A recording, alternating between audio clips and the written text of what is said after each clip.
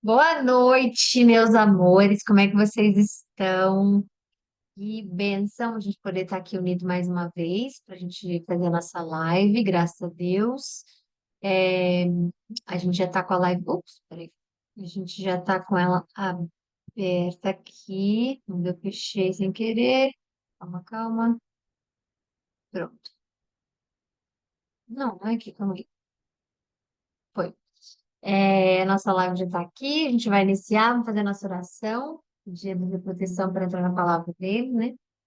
E, obviamente, ver aquilo que é, ele quer para nós, né? Nessa leitura de hoje, no aprendizado de hoje. Tá bom? Então, vamos colocar os nossos corações unidos, nossa fé, nossa esperança, porque Deus fala, né, que quando mais de dois ou três estão, ali ele está. E, obviamente, que ele diz no sentido igreja, obviamente, que ele diz que ele também está conosco quando todos nós estamos reunidos. É óbvio que é um incentivo para que nós possamos estar unidos, é óbvio que né? Não é algo independente, por exemplo, se eu estou num grupo, só o meu Espírito Santo está comigo, o de fulano está com fulano, o de ciclano está com ciclano. Não, Deus quer dizer que Ele está ali no meio de todos nós, porque nós, como irmãos, nós, como igreja, né, carregamos o nome de Cristo absolutamente em tudo e em todos os lugares que estivermos, né?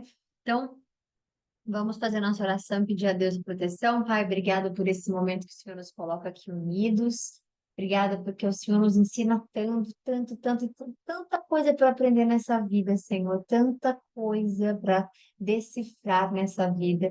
E nós temos o privilégio de ter o Espírito Santo nos guiando, o Espírito Santo nos orientando, o Espírito Santo nos instruindo em tudo aquilo que nós mesmos não conseguiríamos sozinhos. Então, nós só temos que agradecer pela força que o Senhor representa em nós, né? Pelo amor que o Senhor representa em nós, tudo aquilo que o Senhor nos usa como canal, tudo aquilo que o Senhor nos usa como ferramenta.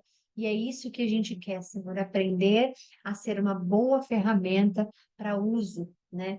Nós não temos aquela, nós não queremos ser aquela fé morta, nós não queremos ser a fé morna, na qual a gente só tem para nós mesmos a nossa fé e guarda por ali e ficamos quietos e isolados. Nós não queremos isso, Pai. Nós queremos ser usados pelo Senhor. Temos um propósito aqui, nós falamos disso ontem, nós temos um propósito como tudo que o Senhor criou o propósito da árvore, o propósito das nuvens, o propósito do ar, o propósito do mar, o propósito de tudo aquilo que o Senhor fez, Senhor. Nada que o Senhor fez é em vão.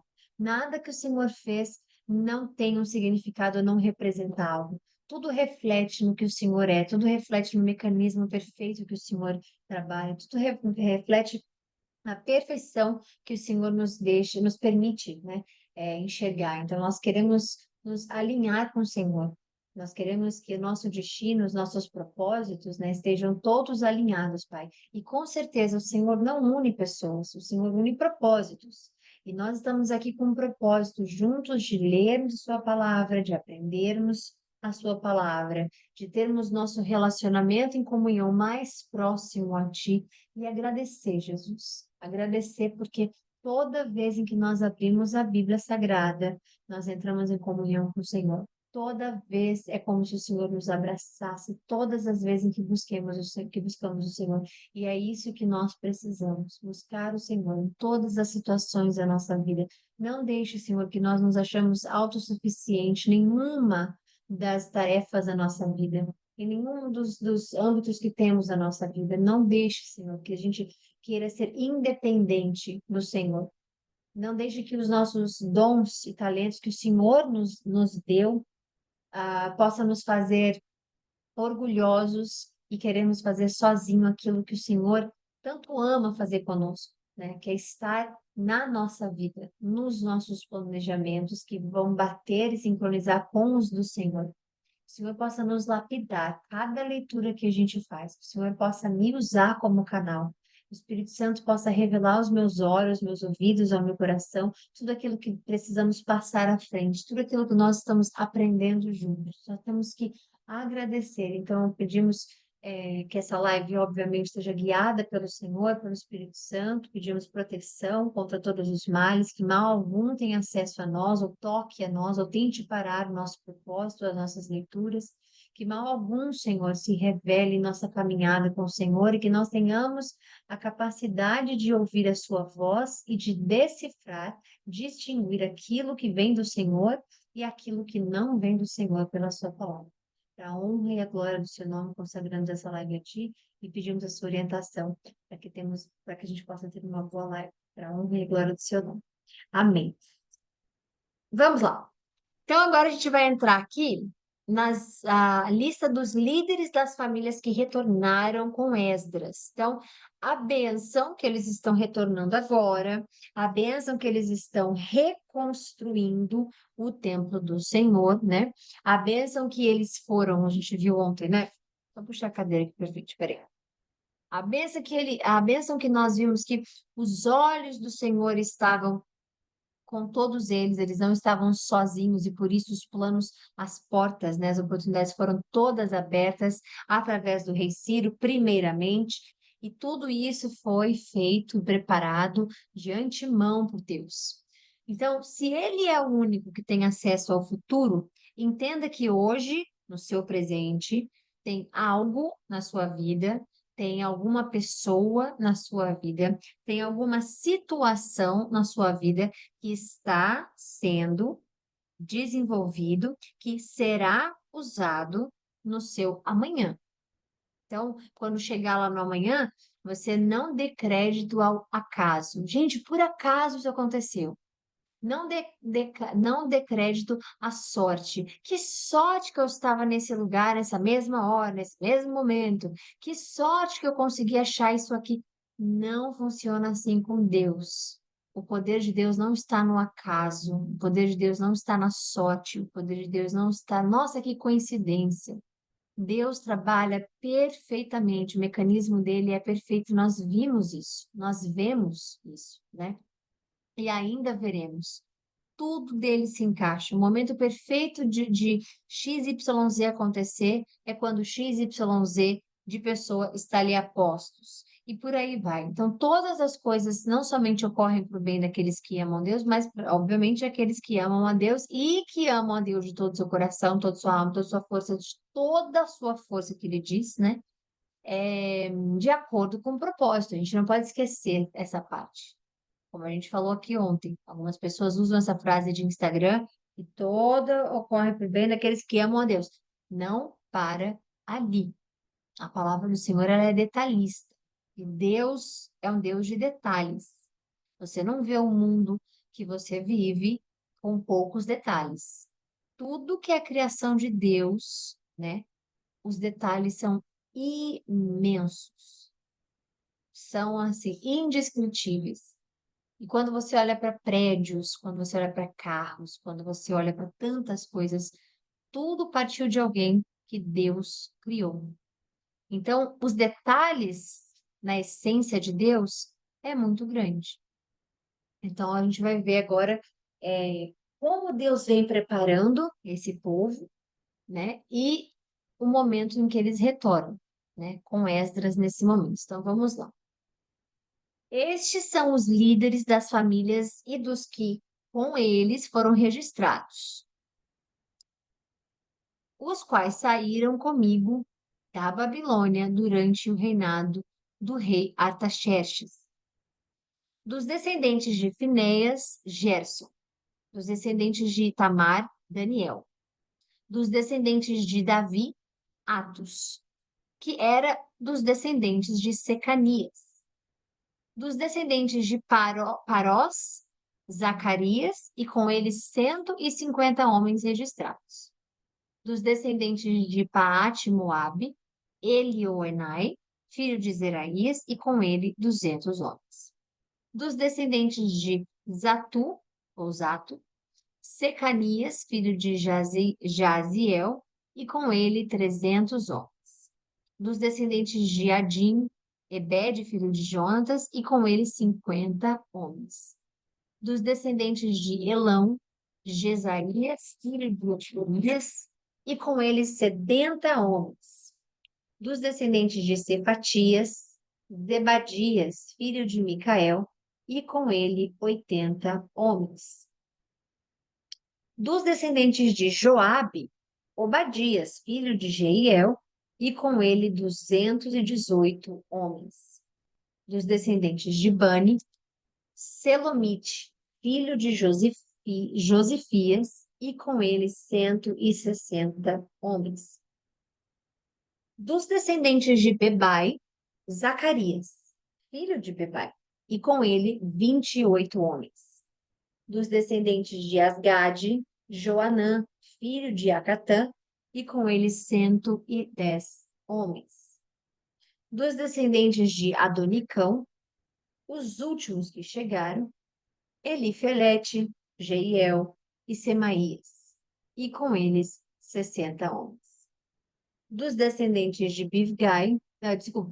de Bigvai, Utai, Zabude, e com eles 70 homens. A importância de uma descendência descrita na Bíblia é muito grande.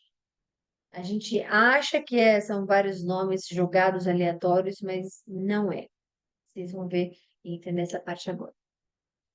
Eu os reuni junto ao rio que corre para a Ava e acampamos ali por 3 dias. Quando passei em revista o povo e os sacerdotes, não encontrei nenhum levita. Olha como é importante as descendências documentadas, escritas, porque agora Esdras está dizendo que não encontrou nenhum levita. E como é que vai fazer, né? Porque eles não têm nenhum levita, eles precisam daqueles que farão o serviço para o Senhor. Então, por isso, convoquei Eliezer, Ariel, Semaías, Eunatã, Jaribe, Eunatã, Natã, Zacarias e Mesulão, que eram líderes, e Joiaribe e Natã, que eram homens sábios. E os enviei a Ido, o líder de Cassífia. Eu lhes falei que deveriam dizer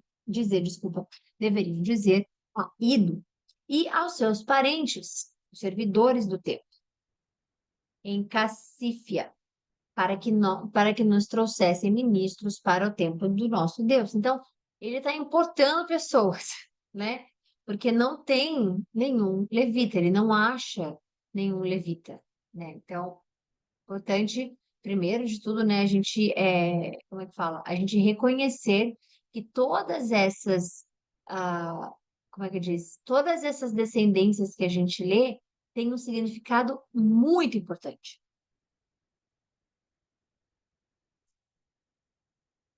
Que aqui agora, vamos lá. Como a bondosa mão de Deus estava sobre nós, eles nos trouxeram Serebias, homem capaz, dentro dos descendentes de Mali, filho de Levi, filho de Israel, e com ele os filhos e irmãos de Serebias, 18 homens no total. Então, eles precisavam de levitas, não tinha ninguém para fazer os serviços né, no templo, tirando os sacerdotes, a gente está falando dos levitas especificamente, né? E também a gente está vendo aqui que Deus, olha, como a mão bondosa estava sobre nós, de Deus. Então, ele nos trouxe. É importante a gente sempre ver, porque a carta na manga que às vezes a gente tem na vida, né? Alguma coisa acontece e aí parece uma carta na manga, aconteceu da melhor forma possível, e olha isso e aquilo. Essa carta na manga é a mão de Deus na nossa vida. Isso tem que ser reconhecido e entregue a Ele como nosso Deus que entende e que, obviamente, né, nos permite reconhecer onde a sua mão está sendo colocada. Isso é a coisa mais linda do. Também Asabias, acompanhado de Jesaías, dentre os descendentes de Merari, com seus irmãos e filhos, 20 homens no total. Trouxeram ainda 220 dos servidores do templo, um grupo que Davi e os seus oficiais tinham formado para ajudar os levitas. Todos eles tinham seus nomes registrados. Ali, junto ao rio de Ava, proclamei jejum para que nos humilhássemos diante do nosso Deus e lhe pedíssemos uma viagem segura para nós e os nossos filhos, com todos os nossos bens. Tive vergonha de pedir soldados e cavaleiros ao rei para nos protegerem dos inimigos na estrada, pois lhe tínhamos dito: a mão bondosa do nosso Senhor está sobre todos os que o buscam, mas o seu poder e a sua ira são contra todos os que o abandonam. Por isso, jejuamos e suplicamos essa bênção ao nosso Deus, e ele nos atendeu. Depois, separei 12 dos principais sacerdotes, a saber, Serebias, Asabias e 10 dos seus irmãos. E pesei diante deles a oferta de prata e de ouro e os utensílios que o rei, os seus conselheiros, os seus oficiais e todo o Israel ali presente tinham doado para a casa do nosso Senhor. Pesei e entreguei-lhe 650 talentos de prata, 100 talentos de utensílios de prata, 100 talentos de ouro, 20 tigelas de ouro que pesavam 1.000 dáricos e 2 utensílios finos de bronze polido, tão valiosos como o ouro. Eu lhe disse: tanto vocês como estes utensílios estão consagrados ao Senhor. A prata e o ouro são uma oferta voluntária ao Senhor, o Deus dos seus antepassados. Guardem-nos muito bem até que os pesem nas salas do templo do Senhor em Jerusalém, diante dos principais sacerdotes, dos levitas e dos chefes das famílias de Israel. Então, os sacerdotes e os levitas receberam a prata, o ouro, os utensílios sagrados, depois de pesados, para levá-los a Jerusalém, ao templo do nosso Deus. No 12º dia do primeiro mês, partimos do rio de Ava e fomos para Jerusalém. A mão do nosso Senhor esteve, do nosso Deus, desculpa, esteve sobre nós. E ele nos protegeu do ataque de inimigos e assaltantes pelo caminho. Assim, chegamos a Jerusalém, onde descansamos 3 dias. No quarto dia, no templo do nosso Deus, pesamos a prata, o ouro e os utensílios sagrados e os demos a Meremote, filho do sacerdote Urias. Estavam com ele Eleazar, filho de Finéias, e os levitas Josabade, filho de Jesua, e Noadias, filho de Binui.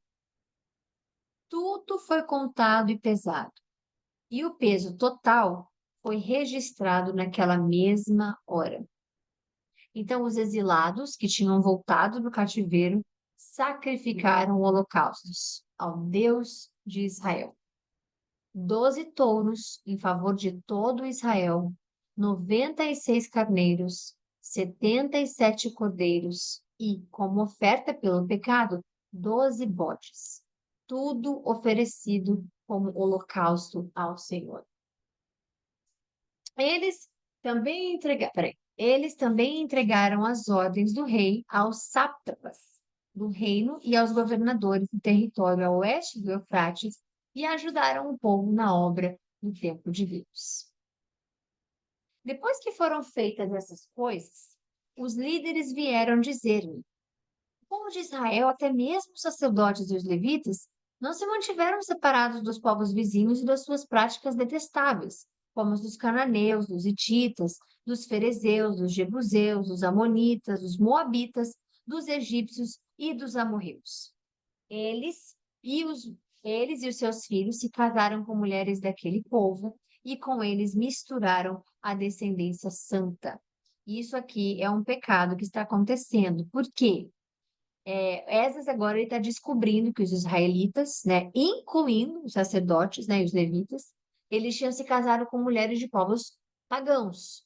Então, eles pegaram para si, né, eles adotaram essas práticas contrárias do que diz a lei, né? Então, o que que a gente consegue entender? A gente tem que conectar isso com a santidade de Israel como um povo separado, né? E o chamado que eles têm para refletir sobre a pureza de Deus. E a desobediência da palavra de Deus sempre vai trazer consequências, especialmente para os líderes espirituais. Então, Esdras vai entrar em pânico, porque como pode ele estar sendo líder e todos os povos estão se misturando, os hititas, cananeus com os israelitas, e os fariseus com os israelitas, e os moabitas com os israelitas, e os hititas com os israelitas, amonitas com... Então, assim, é um momento de frustração, de dor, porque ele está vendo acontecer tudo aquilo que o Senhor manda não fazer. E eles, novamente, estão voltando para o lado oposto do que Deus está, né? Então, ele e os seus filhos, eles, desculpa, e os seus filhos se casaram com mulheres daqueles povos e com eles misturaram a descendência santa. Os primeiros a cometer essa infidelidade foram os líderes e os oficiais. Desculpa, porque essa está falando em primeira pessoa. Quando ouvi isso, rasguei a minha túnica e o meu manto. Arranquei os cabelos da cabeça e da barba e me sentei desolado.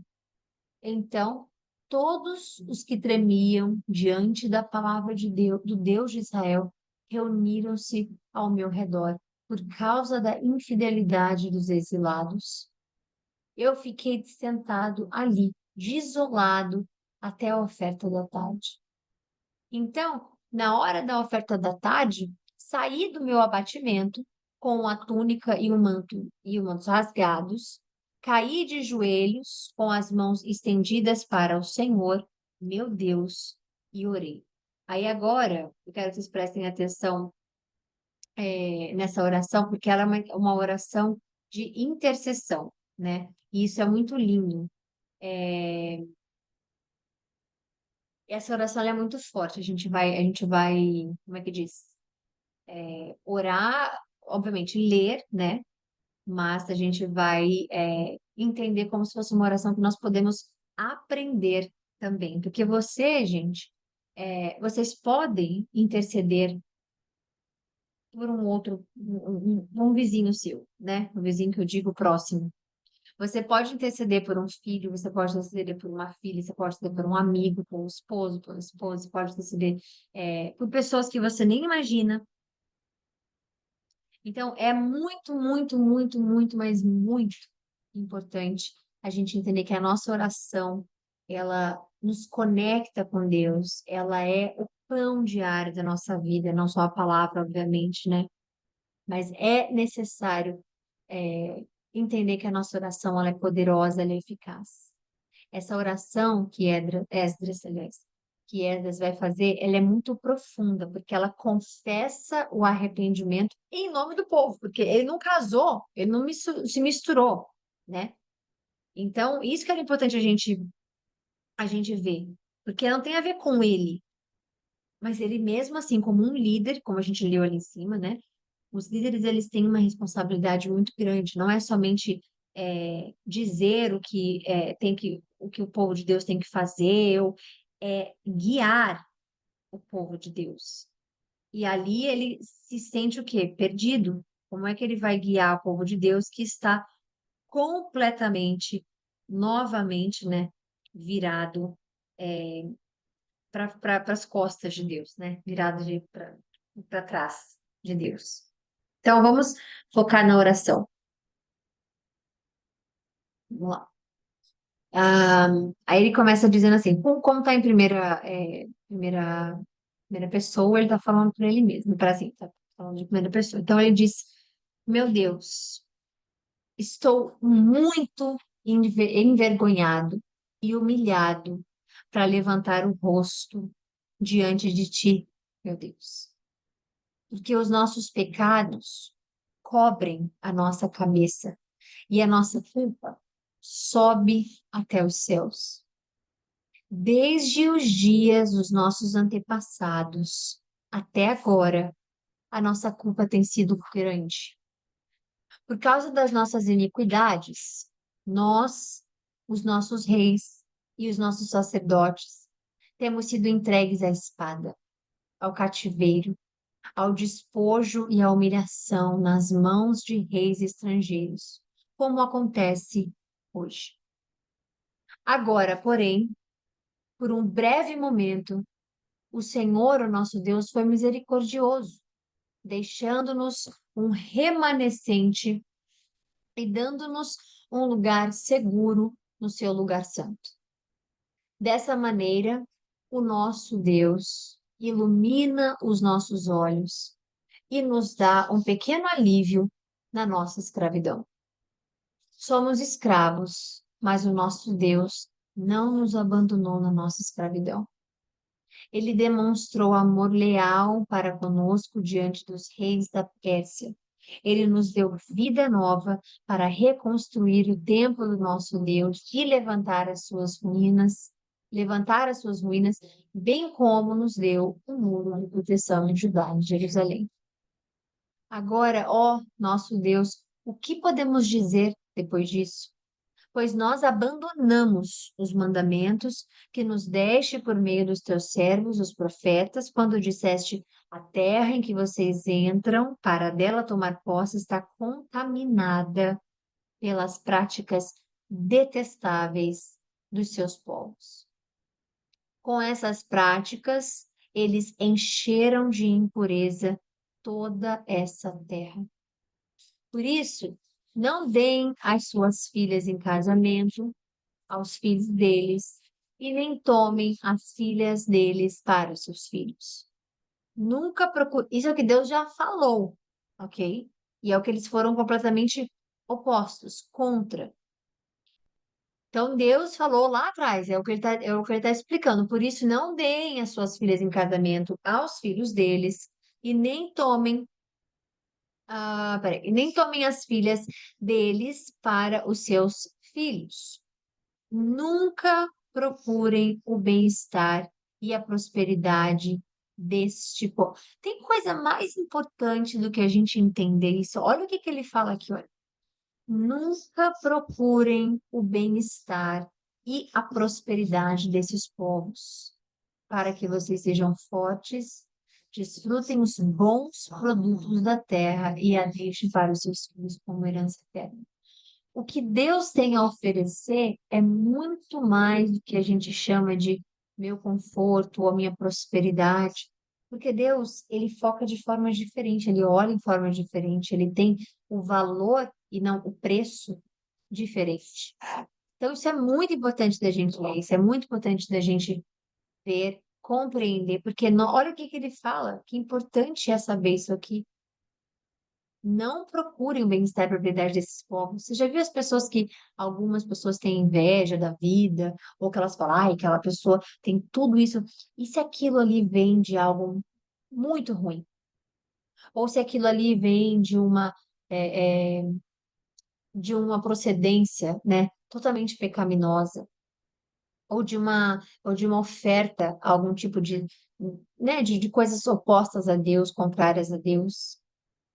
Então, nem sempre olhar uma pessoa que tem uma condição diferente da nossa, ou uma posição diferente da nossa, ou a nossa posição ser diferente da de alguém, a gente olhar por baixo, ou, aliás, para baixo, nada disso edifica a fé de ninguém. Nada disso edifica a nossa fé. Nada disso nos faz próximos de Deus. Não é querendo que o outro tem, não é entender, ah, aquela pessoa ali tem tudo demais. Nossa, como eu queria ter aquela vida. Como eu queria que aquela pessoa tivesse isso, tivesse aquilo. Como eu queria. Isso não faz parte de uma vida cristã, porque cada um tem o seu caminho para seguir, a sua linha para trilhar, né? E a gente não sabe qual é a base da prosperidade de uma pessoa. A gente não sabe qual é a base da prosperidade, do bem-estar de alguém. Então Deus está falando, veja, gente, não procurem o bem-estar que eles têm ou a prosperidade que eles têm, para que vocês sejam fortes e desfrutem dos bons produtos da terra, que vem de quem? De Deus. E deixem para os filhos como herança de Deus. Depois de tudo o que nos aconteceu, por causa das nossas más obras, e da nossa grande culpa, apesar de nos teres punido menos do que os nossos pecados mereciam, ó Deus, e ainda nos teres dado um remanescente como este, como podemos voltar e quebrar os teus mandamentos, casando-nos com as mulheres deste povo de práticas detestáveis? Como não ficarias irado conosco? Não nos destruirias? E como não nos deixarias sem remanescente ou sobrevivente algum? Quer dizer, é quase impossível. Como que o Senhor não faria tudo isso? Olha o que que nós fizemos. Ó Senhor Deus de Israel, tu és justo. Até hoje nos deixaste sobreviver como remanescente. Aqui estamos, diante de ti, com a nossa culpa, embora saibamos que, por causa dela, nenhum de nós pode permanecer na tua presença. Porque não falam as mesmas línguas, né? Deus e os pecados não falam a mesma língua. Cristo na cruz, ele representou o pecado, ele não representou o Filho de Deus ou Deus em Filho, ele representou o pecado, né? E aquilo ali é o que todos nós merecíamos pelos nossos pecados. Mas ele foi lá e tomou para si, né? Então, a oração de Esdras é uma das orações assim, mais poderosas, porque ela é totalmente focada, profunda, né? Focada em confissão e arrependimento, como vocês podem ver. E ele fala a Deus, ele chama, né? Ele reconhece o erro deles como um bom líder, ele se põe no meio deles também, né? Ele não se, como é que diz? Ele não se discrimina de outra forma, ele não se equipara de outra forma, ele entende que são todos pecadores, todos iguais, e ele como líder, ter o seu povo fazendo aquilo ali é como se ele tivesse falhado. Então, o que que é importante a gente ver, né? O que que ele fala aqui, né? Que, poxa, apesar de tudo que eles tiveram feito no passado, Deus ainda permitiu que eles retornassem à terra para reconstruir o templo dele. E depois, o que que a gente vê aqui? A seriedade desse pecado, porque os casamentos mistos, né?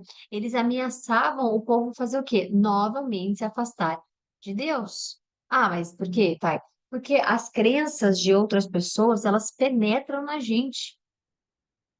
De um dia você vai achar que isso é errado. Quando você só lê a Bíblia e se baseia na Bíblia, você vai achar errado completamente X, Y, Z. Mas no segundo dia, como você já está próximo de todas as pessoas, amigos, todo mundo que, né, tem tantas, não, mas eles creem nisso, eles creem naquilo, não teria problema você fazer. E por aí vai. E a gente vai dissipando aquilo que é sagrado, aquilo que é santo, né? Então é importante a gente não abrir mão daquilo que Deus nos ensina para que a gente agrade outros, ou para que a gente seja aceito, ou para que a gente. Porque para Deus você já é aceito, eu já sou aceita, para Deus você já o agrada, eu o agrado, todos nós, né? Como que a gente agrada? Com fidelidade, com amor, com a nossa fé, né? Com respeito, com a obediência, primeiramente de tudo, né? A obediência. E isso é importante. Então, nós nos limpamos com as nossas orações, arrependimentos, nós recomeçamos com a misericórdia e o amor dele, vindo do arrependimento. Não existe mudança sem arrependimento na vida espiritual com Cristo. Não existe sem arrependimento, porque isso faz parte da nossa vida nos arrependermos, né? E crermos nele, obviamente. Então, para o nosso processo cristão, é importante a gente olhar o que a gente faz de errado, se arrepender e não tornar a pecar. Porque isso só nos afasta dele, né? Então, é isso que ele deixa aqui. Então, essa oração é muito profunda e eu sempre gostei muito, muito, muito dessa oração, né? Então, o que a gente conseguiu ler hoje, entender isso, né? Que Esdras, ele reflete muito a fidelidade de Deus quando ele está falando, porque ele sabe que aqueles que confiam no Senhor, obedecem ao Senhor, têm a vida boa, né? Então, quando ele fala do pecado, quando ele entra em absolutamente pânico, ele arranca os cabelos da cabeça e ele... Por quê? Porque ele lembra que aquilo ali, a obediência da palavra, ela é essencial para você desfrutar as bênçãos de Deus. É essencial. E não é porque a gente vai fazer isso com interesse. Ah, não, vou ser obediente para desfrutar das bênçãos. Não, mas isso é algo que Deus nos mostra na Bíblia de tantas vezes, de tantas bênçãos, de tanta misericórdia que Ele tem. E aqueles que de fato obedecem a Sua palavra, né? A gente desfruta das bênçãos que Ele tem. Então, é importante a gente lembrar que como é que diz? Essa obra de Deus na nossa vida, né? O que a gente faz na nossa vida também, só é sustentada pela oração. Você vê o que que Esdras fez aqui, essa oração que ele fez. Sustentar a fé pela oração. É isso que nós precisamos fazer. E ele fez, obviamente, como líder para todo um povo. E nós temos que fazer isso na nossa vida e para os nossos também, né? Que é importante. Tá? Então, vamos lá. A gente finalizou aqui, a gente vai ler o 10. Deixa eu ver se dá tempo. Ah, pode ser, porque aqui fala mais sobre as descendentes, né? Vamos ler o 10 também, então. A gente consegue pegar alguns dos dias que eu não consegui estar aqui. Enquanto Esdras estava orando e confessando, chorando, prostrado diante do templo de Deus. Isso aqui é o que a gente acabou de ler. A gente viu ele lendo, fazendo oração e tudo mais, mas ele está nesse momento aí, ajoelhado, chorando. É isso que está acontecendo agora quando nós lemos que ele está ali orando. Ele estava orando e confessando, chorando e prostrado diante do templo de Deus. Uma grande multidão de israelitas, homens, mulheres e crianças, reuniu-se em volta dele. Eles também choravam amargamente. Então Secanias, filho de Jeiel, um dos descendentes de Elão, disse a Esdras: Fomos infiéis ao nosso Deus quando nos casamos com mulheres estrangeiras desculpa, estrangeiras procedentes dos povos vizinhos. Apesar disso, ainda há esperança para Israel. Façamos agora um acordo diante do nosso Deus e mandemos de volta todas essas mulheres e os seus filhos, segundo os conselhos. Agora veja, eles entenderam que eles erraram, né? Então eles estão ali, não, vamos desfazer aquilo que, né, a gente estava fazendo errado. E aí a gente vai então devolver as mulheres, devolver as mulheres, devolver os filhos, né? Segundo o conselho do meu Senhor, que não é o Senhor Deus, mas o Senhor Esdras com S minúscula, e daqueles que tremem diante dos mandamentos do nosso Deus.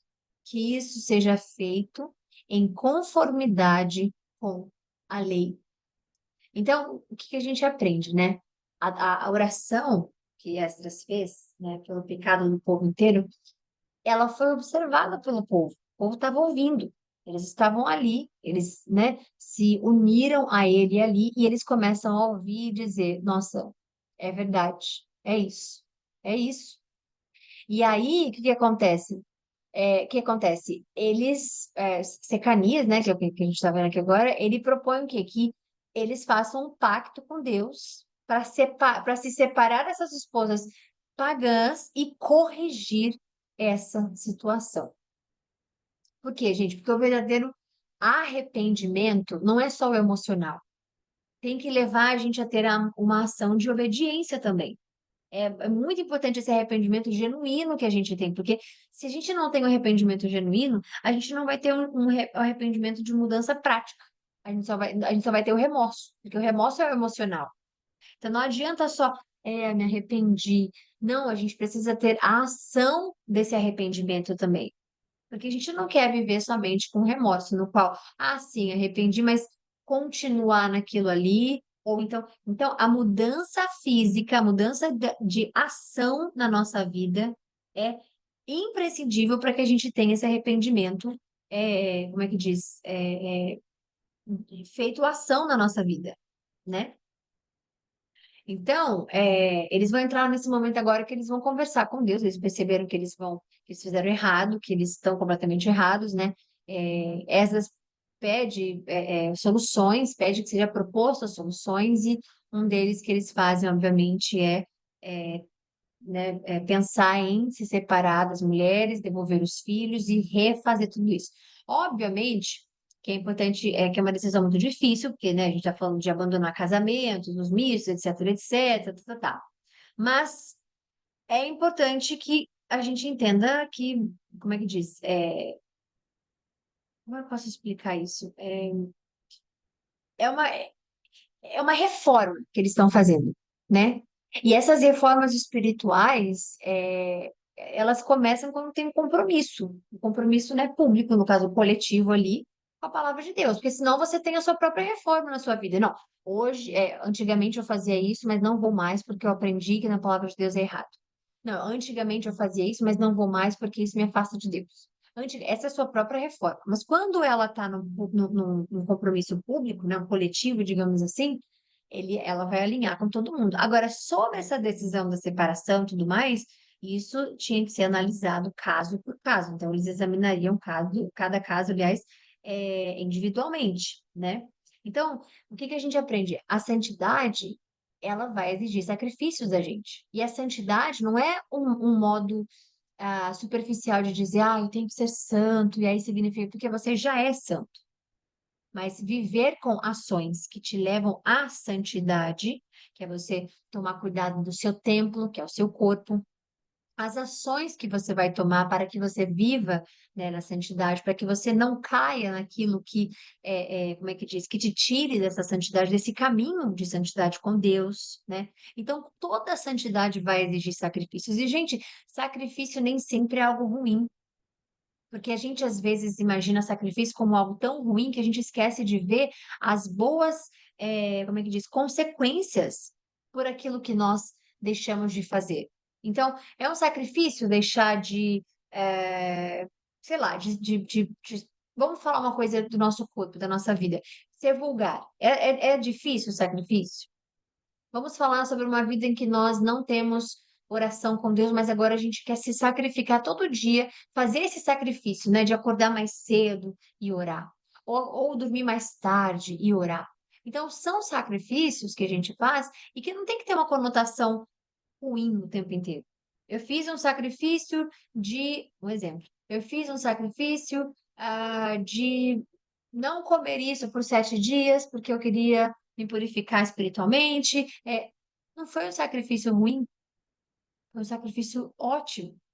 Então, esse compromisso, né, que às vezes a gente acha que, ai, não, mas nossa, tem que, etc, etc, blá, blá, blá. E isso tudo é desculpas que nós usamos, né, que muitas vezes as nossas é, influências externas usam para que a gente falhe com Deus, de falhar mesmo, de falhar no nosso ponto de não, eu preciso ter sacrifício, fazer um sacrifício para isso, eu vou me propor a isso. Então, isso tem a ver com você ter uma vida regrada com Deus. Tudo isso tem a ver com você estar alinhado com Deus. Mas tá, o que que tem a ver com o que a gente está lendo agora, com sacrifícios e com isso? Porque tudo que eles vão fazer agora são sacrifícios, pensar numa solução de deixar o filho, deixar a esposa e de voltar atrás de tudo que eles faziam de errado, né? E seguir em frente, digamos assim, com um novo pensamento e de forma com arrependimento, tudo isso faz parte da nossa vida também, né? Então, que isso seja feito em conformidade com a lei. Levante-se, e esta questão está nas suas mãos, mas nós o apoiaremos. Tenha coragem e mãos à obra. Esdras levantou-se e fez os sacerdotes principais, os levitas, e todo Israel jurarem que fariam o que fora sugerido. Eles juraram. Então, Esdras retirou-se diante do templo de Deus e foi para o quarto de Joanã, filho de Eliasibe. Enquanto esteve ali, não comeu nem bebeu nada, lamentando a infidelidade dos exilados. Fez-se então uma proclamação em todo o Judá e em Jerusalém, convocando todos os exilados e a se reunirem em Jerusalém. Os líderes e as demais autoridades tinham decidido que aquele que não viesse no prazo de 3 dias teria todos os seus bens separados para destruição e seria excluído da comunidade dos exilados. No prazo de 3 dias, todos os homens de Judá e de Benjamim se reuniram em Jerusalém, e no 20º dia do 9º mês, todo o povo estava sentado na praça que fica diante do templo de Deus. Todos estavam trêmulos por causa da reunião e também porque chovia muito. Então o sacerdote Esdras levantou-se e lhes disse: Vocês têm sido infiéis. Vocês se casaram com mulheres estrangeiras, aumentando a culpa de Israel. Agora confessem o seu pecado ao Senhor, o Deus dos seus antepassados, e façam a vontade dele. Separem-se dos povos vizinhos e das suas mulheres estrangeiras. A comunidade toda respondeu em voz alta: Você está certo. Faremos conforme a sua palavra. Contudo, há muita gente aqui, e esta é a estação das chuvas, por isso não podemos ficar do lado de fora. Além disso, essa questão não pode ser resolvida em um dia ou dois, pois foram muitos os que assim pecaram. Que os nossos líderes decidam por toda a comunidade. Depois que cada homem das nossas cidades que se casou com uma mulher estrangeira venha em uma data marcada, acompanhado dos líderes e juízes de cada cidade, até que se afaste de nós o furor da ira do nosso Deus por causa dessa situação.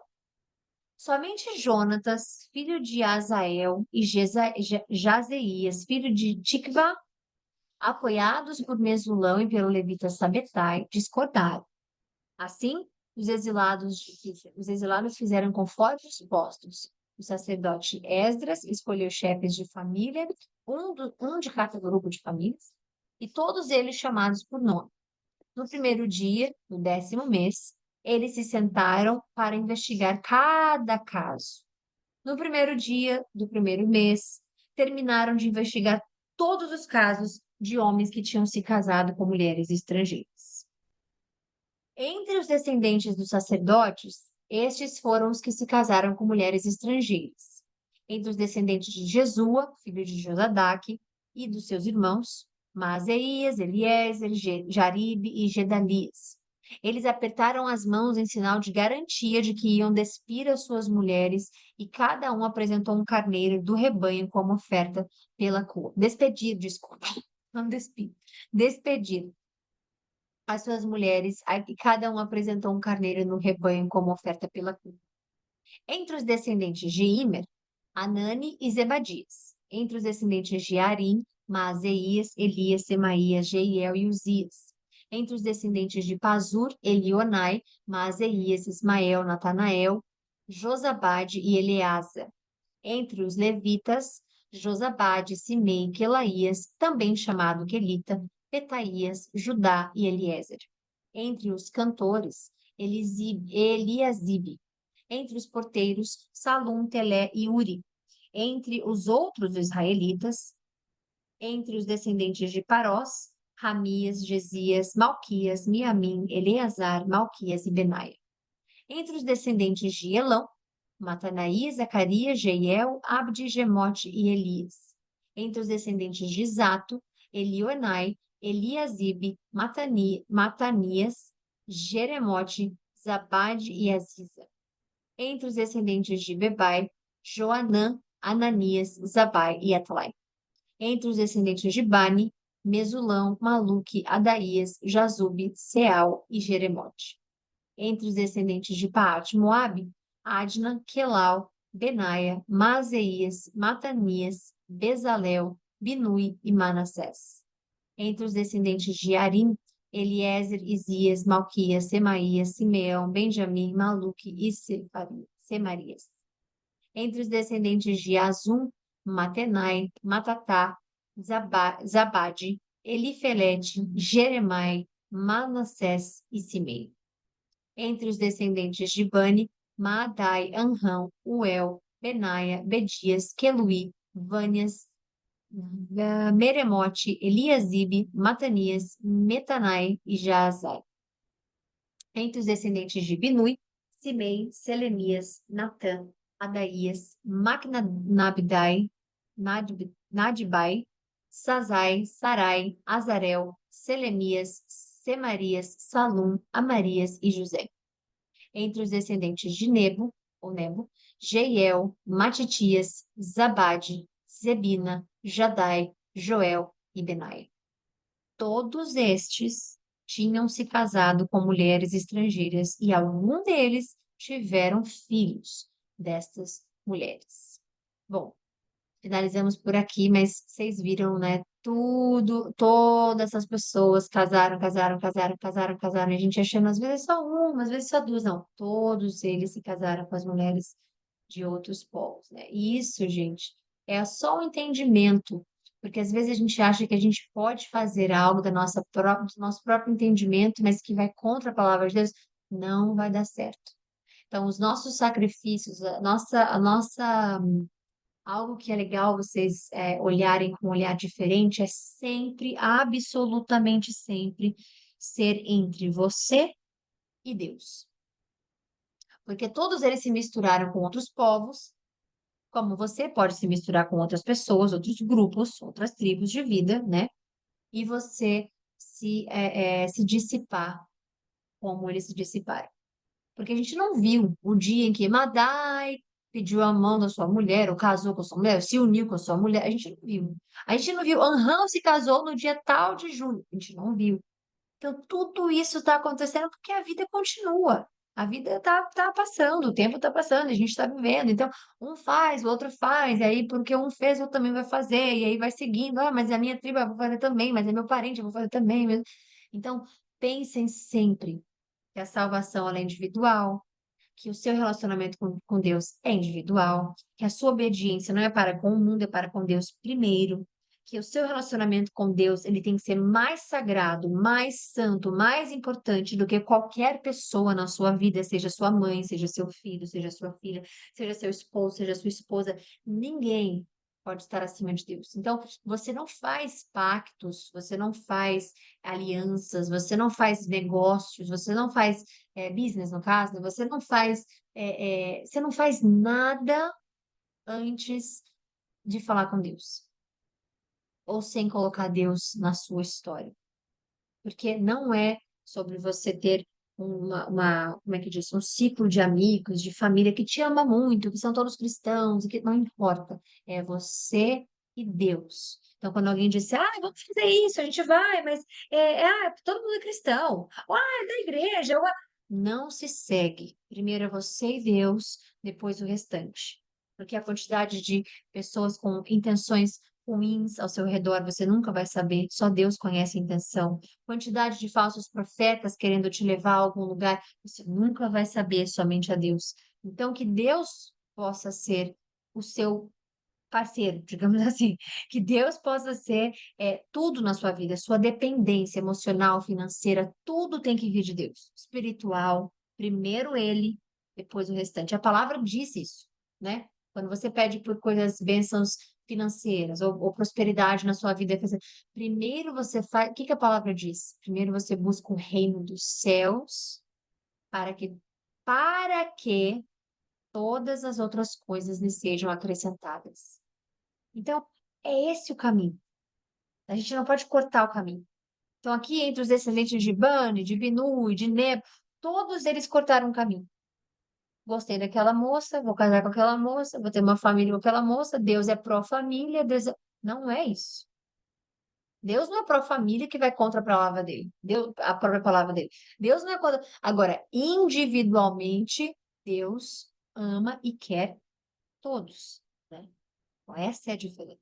E a sua misericórdia, o seu amor, obviamente, ela é estendida a todos aqueles que buscam a Ele, mas com o coração entregue de verdade a Ele, tá bom? Então é isso. Vamos lá, a gente finalizou aqui hoje. Amanhã a gente volta, se Deus quiser, para a honra e a glória do Senhor Jesus Cristo. Amanhã, quinta-feira. A gente finalizou o capítulo 10 hoje. Que maravilha. Deixa eu ver aqui. Esqueci quantos são. A gente finalizou hoje o livro de Esdras. Que legal. Eu achava que era 12, sei lá. Ontem a gente viu de novo que era 10, né? Então é isso. Que lindo. Graças a Deus, Senhor. Obrigada. Amanhã a gente volta e começa Neemias, que já começa com uma oração também. Vamos embora. Tá bom? Então fiquem com Deus. Um beijo. Até amanhã, se Deus quiser. E parabéns para nós. Finalizamos hoje mais um livro para a honra e glória do Senhor Jesus Cristo. Fiquem com Deus e até amanhã. Bom descanso para todos vocês. Beijo.